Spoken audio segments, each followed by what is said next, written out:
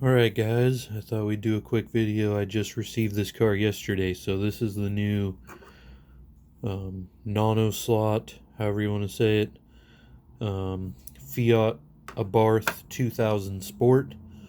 I picked this car up from Slot online.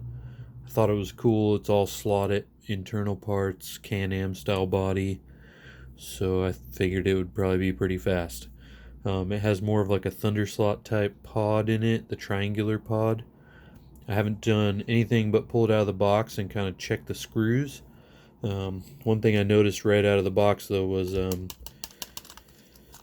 one of the wheel inserts had already kind of come out, so I can tell it's really loose in there. I'm gonna have to glue it in or something. So that's one flaw. The paint is quite good. Not that I care too much about the paint. The decal on the front is a little bit crooked. Not that I care too much about that. So good things are slotted 23,000 RPM motor. You can tell it's got the brownish end bell on here. All slotted drivetrain parts. The rear tires are slotted tires, but I'm not sure that they're the normal ones that come in the kit. They feel quite sticky, so could do pretty well actually. Um, I'll probably give them a shot, but I doubt they'll end up staying on the car. So one thing I was impressed with though is it has very good body float right out of the box.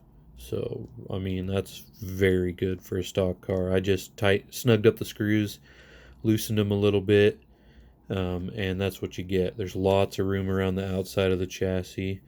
The gearbox is mounted well away from the chassis, so you have lots of room for it to move around, which is good. I think that'll help with the speed.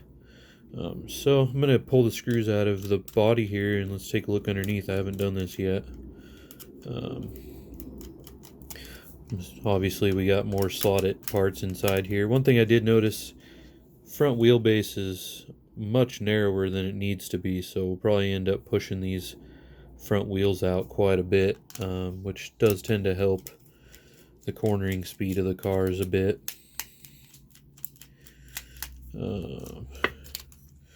So underneath this thing looks like pretty standard slotted gear. Chassis is very simple design.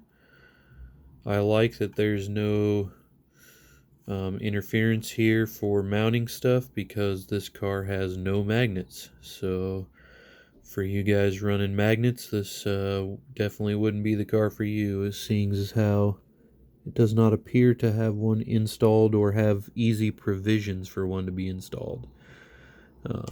Does have adjustable front axle height available. Looks like they're the 2.5 millimeter screws like a Thunderslot car or a NSR, not the small 2 mil screws that you get on the normal Thunderslot. So those are usually better for this. It doesn't come with them in there, so it'll probably need some of those. I also like pods with these T-nuts on here because you never have to worry about your hardware stripping out or getting lost. They just kind of self-locate. However, I did notice on these are too tight and the pod kind of twists real easy in there. So you have to be careful with that. It is also, I think the Thunderslot car is like an 8-degree angle winder, and I'd say this one is about a 5. So it is slightly angled in there, which I do find makes a bit of a difference. It gets the magnetic force away from the axle and gets a little more weight, central in the chassis. It does feel pretty bound up right now. I think the axle's just set too tight side to side, so you definitely want to double check that out of the box. It's a wide car, has quite a bit of spacer on here, so we'll definitely be messing with that as well. So other than that, real simple body. I'm not sure if this is lighter than a slotted car. We can go ahead and weigh it real quick.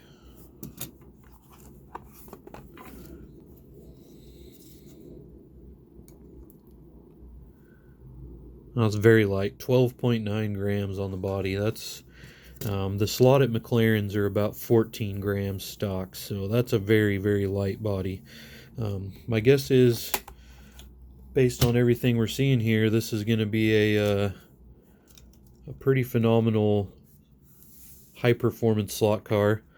Once it, with the basic tuning you have to do with just about everything on the market. So, not the cheapest car out there. I think by the time I shipped it from the UK, I'm probably in this car about $75 or $80, which for just slotted parts is kind of expensive, but it's a body you're not going to see a lot of other places, and I think it's probably going to perform pretty well. So we'll do a track test here in 2 weeks and find out.